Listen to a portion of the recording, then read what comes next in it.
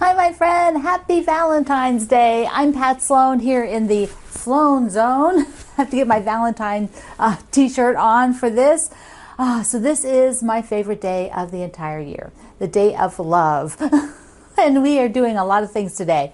Mostly the Harrisonburg Virginia Quilt Museum fundraising kickoff is today. We're going to start sewing blocks, and my goal today is to walk you through one block, and so you can see how to approach it from sewing. I'm going to sew it, and then some tips I have on getting it accurate, because it is a block about accuracy. But before we get to that, Wendy Shepherd and I wanted to host this fundraiser, and we wanted to start it on Valentine's Day because the Virginia tourism slogan is Virginia is for lovers. You've seen this before. If you've driven into our state, you have seen the entrance signs. You have seen the great big love symbols all over the state. Some are decorated like this one, and they're just fabulous. We are just enthralled with the whole thing. Now, both of us were like, okay, let's get some history on the love slogan. Yes, so it started in 1969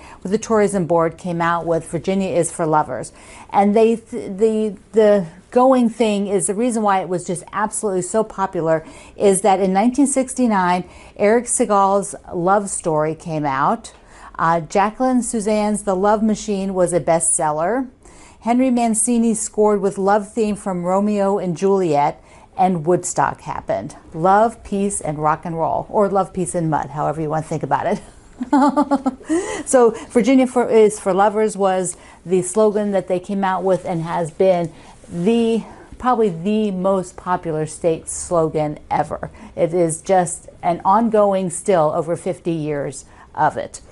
So we thought this was perfect to celebrate love of our friends, our quilt friends, our other friends. We have other friends, yeah. Love of your family, love of just, life, really life and yourself. And that is what we're celebrating. And we are raising funds for the Virginia Quilt Museum by selling the patterns for the Harrisonburg quilt, which is this beauty. And today, let me tell you this. I think I have goosebumps right now telling you this. As you're watching this, I am at the Virginia Quilt Museum. So this is pre-taped, and I am on Tuesday at the Virginia Quilt Museum meeting with the director and seeing the actual quilt. I'll be doing a video that I'll show you next week, and so I'm just so excited. I'm excited today taping this, knowing that on Tuesday, when you see this, I will actually be at the museum visiting the Spitzer quilt. So, okay, we are going to look at the block and we're going to talk about it. There is, it's one of these blocks where accuracy will be your friend. Accuracy will be your friend, and it will keep you from being frustrated. So if you are a person that likes to have everything very, precise in your block, then you'll probably already have all these accuracies down. But if you're somebody who just normally does squares and rectangles, if you have square triangles, and you're not really doing these square and a square blocks, there's a few tips I have for you to be sure that you line things up. So basically it's all about lining things up and trimming. And there's only 2 times on each block you have to do that, but they're very important times.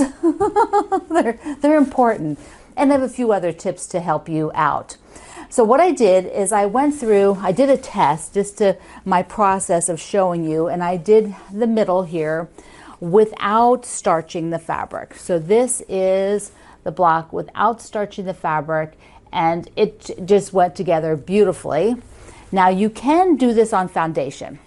So Wendy, and I'll talk about this afterwards, but just an FYI before I start, Wendy has this 2-part foundation, and I will talk to you about this after we walk through it without the foundation first, because you might want to try it that way. So I want to show you my basic starching that I do, because I don't do much starching. I don't starch very often. I usually find it's just not necessary for me. But I thought on this one I would, because I'm trying to get that, being a little bit more accurate. It keeps it from shifting and moving on you, if you want to think of it like that. So anyways, let's look at this little clip. This is the starch I used. It's just what's at the grocery store. like it's got a yellow cap. I know there's different weights of this, but this is what I use. And I'm not trying to make this stiff as a board. I've sprayed it all, then put it on the drying rack. And when I sprayed it, I had another towel just up here. I had the wool mat off because I don't want to have to wash that. But I put a double layer of towel down and just wet them with the spray. And now I'm going to press them all so I can use them. And they're not, you know, they're not that firm. They're not, you know, I can still bend them. So this is how much I spray. Here's the starch. And I just spray it till it's wet. And that's it. I'm not, you know, it gets pretty saturated, but I'm not trying to like totally soak it. Then I let it dry. I prefer wetting it and then putting it over here to let it dry versus pressing it dry. First of all, I just don't like that the starch maybe getting on the iron, getting on the pressing surface. If I do this, I have this double layer towel. See, I've got it doubled. Maybe even tripled, no, it's doubled. Double layer towel, so it'll absorb the starch that went through. And then I just hang it, and if there's anything that drips, I've got that towel. Those just go in the wash. What we're going to do is walk through. Now remember, I'm not going to tell you the size of anything because you have to buy the pattern to support the museum. That's the whole goal of this sew along. So I'm hoping that you are doing that. So the green block, we have our fabric number 1, our fabric number 2, our fabric number 3, and the background. So you're basically cutting a square for this. Then you will cut a square and you'll cut it in half. And then you'll cut another square and cut it in half for these two. In half on the diagonal, which I'll show you. Then you're just doing half square triangles. No biggie. So really we want to concentrate on this part and getting this as accurate as possible. The other thing you want to remember is that this is a vintage quilt that was re-engineered. So what does that mean? That means that when Wendy did this pattern, she took the size of the quilt and then built the structure of the block inside of that, keeping it as much to a normal sizing, modern sizing, let me say it that way, as much to modern sizing of everything that we do. And so that is where we end up. And pretty much there's only one place where we're using an 1/8 of an inch measurement, just one place. And that's with doing this inside part here. So when we're doing a trimming here, we just have the white part on, we're using an 1/8 of an inch marking. Everything else is like you always do. So that's the only place. Now, she had to work the outer border, but we're not talking about the border today. So we're just talking about the blocks. Now, when doing the very center, depends on your fabric. You may find that you really want to fussy cut something.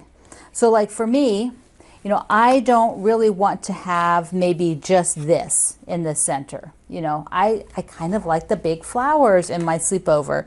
And so I want to be able to have more of the big flowers. And I don't necessarily have to center a big flower, but I'd like to have some of them. And so I'm oversizing this a bit. And then I'll just trim it down to what I'll be using. And that will give me the shape that I need right there. So from here we have the white part now that goes here. And that's 2 squares that we'll cut in half. So when doing the pieces that go on either side here, we're following the directions and cutting the square. And I'm just sort of cutting from this area here. Okay, then I will make it to the size that I need so that it is accurate. And okay, so now I have this. Now instead of taking the ruler, and it does fit like totally exactly corner to corner, but if you feel like you want a little bit more stability, then use a longer ruler. And that's what I do, because I feel like the other one is just so close on there that I might shift, you know, this just I feel like is safer. So I will subcut on the diagonal, and there I have the other 2 sides. So I have all 4 sides. So we're going to go now and sew these because a tip for you on making this accurate. So first we're going to prep the triangle and the block a little bit. What we're just basically going to do is make a crease that is our point of lining up the 2 parts. So what do I mean by that? Here's the block. So we will do, move these out of the way, we'll just do one side. So we'll take the square and fold it and make a crease with your finger. You should be able to see that crease just fine right there. And then take your triangle and line it up perfectly and make a crease. And then you're putting that long edge. And then what you're doing is taking that crease to crease right there.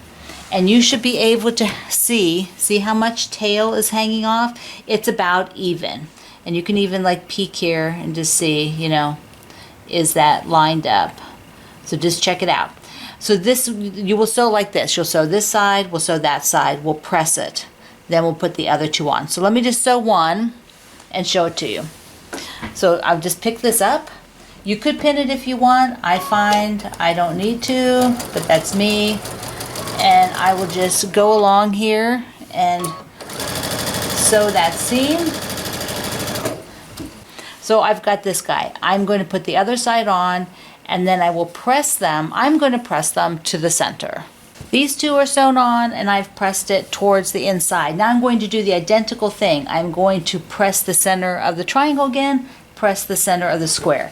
And let me just show you the square and doing that, because now we have all this excess and you're not lining up the excess. You're lining up, to do that press in the middle, you line up these 2 outer edges of the green, and that gives you the center. So what I'm doing is lining those 2 green pieces up here. You see that? And then I press here to make the crease, the line up crease. And that's all it is. It's just for lining up. And then I have the triangle. To be sure, this one is my Promise Me fabric, the white, and so you have to be careful because it's a very light print on the correct side, so I don't want to flip them. I want to have them all going the correct side. All right, so there's the crease again. You can see. And then I will sew this and sew that one. All 4 sides, and our next part is to trim this to the size it needs to be. Now if you were on foundation paper, you would be making this to the exact size and you wouldn't have to have any kind of trimming except for cutting the final size out of the foundation. But here we are going through it the old-fashioned way, no foundation. Well, actually, they probably did this on foundation way back when. So there's a couple of tips I have here as well. All right, so we have this block and it has a size that needs to be an 1/8. Rather than saying cut it by X and a half, you're cutting it to the 1/8 inch. Whoops, I need the block. All right, so the important part is to get a 1/4 inch seam allowance away from the points, these 4 points. Now if we're doing this and you can't get that 1/4 inch, it might be you either cut this center block incorrectly. You may have cut it a little too big or a little too small. Too big is more of a problem. Too small, your thing it'll float, you know, so it's like less of a, you won't be chopping them off. They just won't come out to the edge. Here's what the block looks like.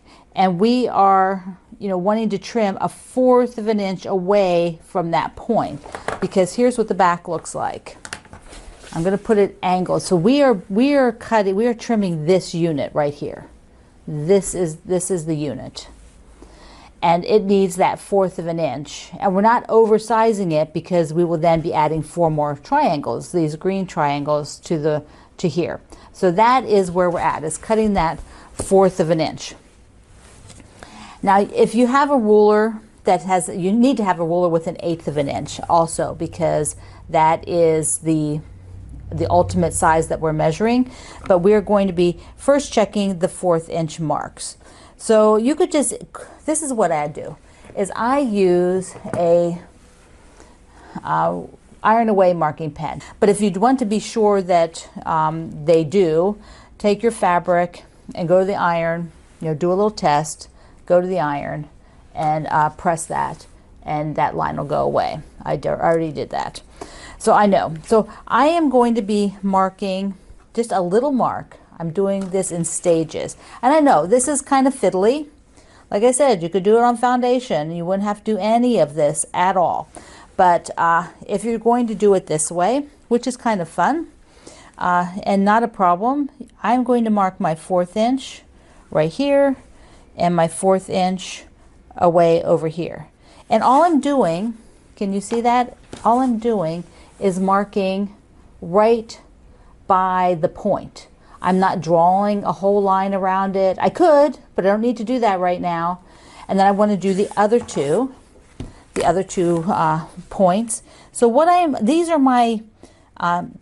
are the places I need to use as reference when I'm squaring. So these are for squaring. So I know what I'm dealing with. Now to square the block, when I would cut this, when we're going to cut off away from that point out, the inside of this is an 1/8 inch that we're dealing with, not a 1/2 inch. Normally you would say, like, you know, the number and a 1/2 inch. Instead it's the number in 1/8 of an inch. And so I have this ruler which has this sort of marking on it. This is called a QD cuts ruler. But I thought this worked pretty well, because what I did is I went to the 1/8 inch mark on here. So I'm at the 1/8 inch and I'm on the 1/8 inch down there. So I know that the block has to sit inside of this, you know, this ruler edge. You know, I want to be able to see it there. So what I'm going to do is take my ruler now to the marks, to those little marks that I did. And also I will be checking out here. So out here, my mark is right at the tape line. Down here, my mark is right at the tape line. And I'm just sort of shuffling it a tiny bit here and there. So they're now all pretty much right at the tape line. I don't really need to draw anymore. I mean, if you feel like you'd be more comfortable drawing, you know, a corner up here to help you, fine, but you don't need it. So now I'm going to hold this down and I will trim rather 2 sides. So we'll trim away 2 sides, and then when I rotate, I now want to get right into the tape line, and then I'm verifying again. I'm right at that mark and right at the mark. See the marks? See the marks here? So I want to be right at them. And those are going to be in your seam allowance.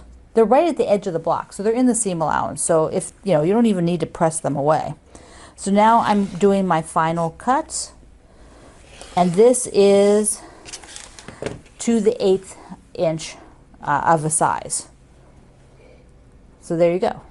And that is, so we'll take the block, we'll take it, and we'll look at it on the back of here. And this is the block, that's what we have right in here. Now we have 2 more squares to cut, and to cut on the diagonal for the green sides. So we can look in the front here, right? So we have these green sides, and I will sew those. It's the same process, but I have another little tip for you on them. When you're doing this, remember they are all sort of unique sizes. Don't, you know, look at your pattern, be sure you're cutting for the correct fabric, the correct size. You don't want to cut it too small. If you cut it too big, that's fine, but on this one, it's more likely the mistake you would be to look at the wrong one, which would be too small. So be sure you are looking at the correct size, and you go across. And on this one, you definitely need that other ruler, because you see, it doesn't go across. And don't do this. Don't say, oh, I'll start cutting and then I'll scoot it up. No, no, no, no. That's not to do on this block. Be accurate on this block. You will be much happier. Okay, so here I go. Subcut, and I will do another one, and then I'll meet you on the other side of the table. So just like on the other, on the middle, we have the 4 triangles, but this time we only need to press here on the triangle to make our crease. Need to make that middle crease because we will be lining up with that point on the block. So we don't need to do any pressing, finger pressing of anything in the block. We have our point, it's right there. And we will be sewing with this side facing up so that you can sew and hit that angle perfectly. So let's take a look. So I will be pressing the triangle and finger pressing that mark so that I can place it right on top of here. And now this is where you need to peek and look. So you want to have that crease meeting that point. And you might want a pin there. Now the tails do stick out a little bit. Your tail ends, these are sticking out. There's a little bit of wiggle room there, but you don't want to be off a ton. I will go ahead now and sew this. We are getting a nice point. And I am going to put on my guide beam. There we go. Because the guide beam is going to help me get to that intersection. So I'm going to go sew down. And you can see my guide beam here is right on the intersection. That's where the needle is. The one on the left is the needle position.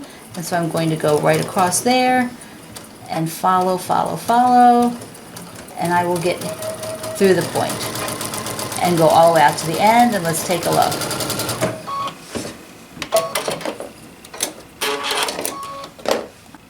All right, so there we go. It hit right on the point. I will do the bottom half now. Now I'm going to do the exact same thing with these two sides, but I've got some extra now so that when it's laying here, there isn't so much tail sticking out the end because you've got green triangles underneath. But everything else is identical. On this one, I decided to press to the triangles just to show you that it really doesn't make a difference. So try it both ways and see if you like one way better than the other. So I'm just going to repeat this process where I fold this to get the middle, and then I match that up with the point. And it doesn't have, it can be as perfect as you can, but you have some wiggle room out here, just a little bit. I will sew from the back side. Don't sew from the front. Don't sew from this side. You are sewing blind. You see nothing from this side. Here you see exactly that point that you need to hit. And there just is no reason to sew from the other side. You're just going to mess up and be unhappy. So remember that. So now I'm just coming along, same exact process. I want to get my needle to go right at that intersection. And there we go. I'm sewing sideways at the table, which is not really the most convenient thing, but okay, here we go. This is the next one, and I will press that, and I will do the fourth side, and then I'll meet you on the other side of the table. Here we are. This is the center. You will be doing one of these for every block. and it gets so much quicker, and you get nailing it so good each time. Really, it's just that 1/8 that's a little bit funky that we don't usually do. Let me show you measuring this. This is totally normal numbers. Okay, so let's do this final measurement and trim, because after that you just got rectangles and half square triangles. Easy peasy. Easy peasy lemon squeezy. You know, I never heard that phrase until I was an adult, and not even like, it was only like not long ago that I heard that phrase. I'd never heard it before. I'm doing this the same way. I'm marking at the quarter inch from that intersection, and I'm just marking, just doing like a registration mark. That's probably the word to use, right? And 1/4 of an inch. So now once again, you know the measurement of your block. And so you're going to do two sides, and you're going to line up.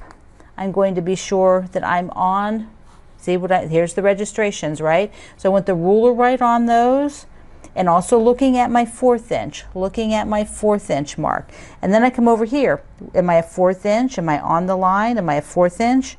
Am I a 1/4 inch? Am I on the line? Okay. So now I will do 2 sides. Close the rotary cutter. Oops, I didn't get through. Such a hurry. And then rotate. And you could use a rotating cutting mat if that's your gig. Those are nice. But I tend to just use the mat here. Okay. And the other 2 sides. And we have our center now. There we go. This is it. This is it. And you can see that there's a 1/4 inch from these points out. 1/4 inch from the points out. And that, let me just show you the full block on the back so you can see again. So I think that's kind of helpful visual. So there we are. And now we'll just be doing half square triangles and rectangles to finish up the block. And I'm going to let you do that because that's normal stuff. And I want to talk a little bit about foundation. So if those of you who want to work with that. Many people do this block, which might be called a square and a square, might be called an economy block. It may have several layers of these, but often it's the 2 like we're doing. And this is kind of where the block often stops. This is sort of a standard block in quilting. But usually or often people do these on a foundation base. Often paper now, which then you have to pull away, but you only need the paper for the middle part. You don't have to do it for the half square triangles and the rectangle part, just for the center. Now Wendy has a free download of the foundation, and it is because it doesn't fit on the page. So it's 2 pages. So you can do, let me just show you 2 options you have for working with this. One is and there's lots of tutorials on foundation paper piecing, so I am not going to talk about that because you can go and find a zillion videos on it. But for our specific project, you need to meet the dot to dot, which is, you know, lining up that line there. So you've got dots, you've got lines, you've got dots out there, you've got lines here, you've got all kinds of places. So you would tape these together, and then you would sew this to create this block. And there would be no trimming, you know, until you got to the outside. A really straightforward foundation paper piecing block. Now, if you like thinner paper than your typewriter paper for the blocks, then I suggest getting these, the blank foundation papers the Fat Quarter Shop has come out with now. So you could just take a piece out of here, and you would have to trace it, so that's another step. At least when you're doing these, you print them, fold, and tape, and you're done. You know, it's not that many steps. But if you were to want to use this, you could trace the whole thing onto a thinner paper. So that is an option out there. But otherwise, you just print enough of these, one set. So it's 2 pieces of paper for each block that you're making. And I would recommend, if you want to try this, that you print 1.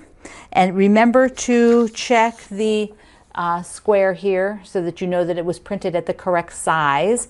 You make 1 and see if you like doing it. See if you like working with it.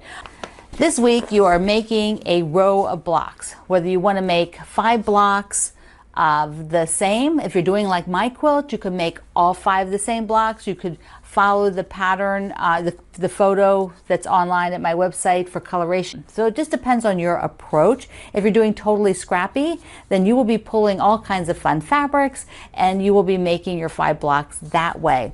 Now if you're just doing 1 block or for maybe a pillow or a wall hanging or a big table mat, you know, or if you're doing just a few blocks for wall hanging, you know, whatever you do, we just love to have you sew something along with us to support the Virginia Quilt Museum.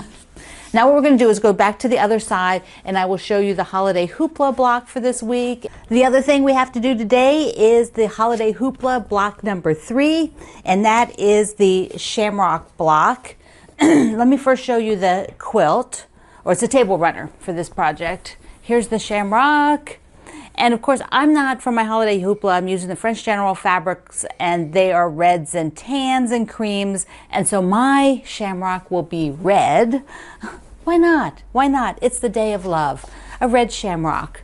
It's so cute. And I went ahead and used the brown for the stem, and I used one of the light backgrounds of gray, of a print. And it's basically the same shade of the gray that is the background fabric that's for the project. And so let me put it up. Let me put it up on here. So it will go on that side. So now I could think about my sashings for this. So maybe next week that's what I will do, because this video is pretty long with the Harrisonburg tutorial. So I think I'll just leave these, and next week I will audition some sashing options for them. Also, because of Holiday Hoopla, there is the Key to My Heart quilt that's in there. This is a tribute to my grandfather, my Pop-Pop. Pop-Pop had a big collection of keys. He actually worked with a locksmith for a while and then accumulated all these really cool keys. And they also had a skeleton key as the front door of their home the whole time that they lived there. This is the type of key they had. Kind of look like that. And so I just thought this was so fun, and a bunch of you have made it, and yours are all so darling. You shared them in our community. I love them so much. Okay, quick little mail call, just some cards Elaine sent me. Look how cute that is. Thank you, Elaine in Pennsylvania. Mwah. And then I had another cutie card from Kathy in Washington. Love these, love, love, love. Okay, it is Valentine's Day. It is Harrisonburg Kickoff with the tutorial, and also be sure to go over and watch Kendall Taylor, our ambassador's video channel, because here at YouTube, because he is also sewing along and did the block today. Your assignment will be to make 5, and if you want to do all the green ones this week, each week I will show you another block. I think that's how I'm going to do it, and put them up on the wall as we go along. So green blocks this week. And I just have to show you one more thing, because I love hearts. That is my favorite shape of all. Hearts, hearts, hearts. And so I was thinking about, I have this necklace. Haven't worn it in a little while. I can't wear it when I'm filming because it might jangle against things, you know, make noise. But anyways, it is made with silverware. And I bought it from an artist in Florida when I was on vacation a couple years ago. Isn't that cool? I need to buy more heart jewelry with hearts on it. I love this one, so I'm gonna wear it today. Okay, your Shamrock and your Harrisonburg block, whichever projects you are working on with me. Ta-da! So I love you. Mwah. Happy Valentine's Day. Thank you for being here in the Sloan Zone, and I will see you online.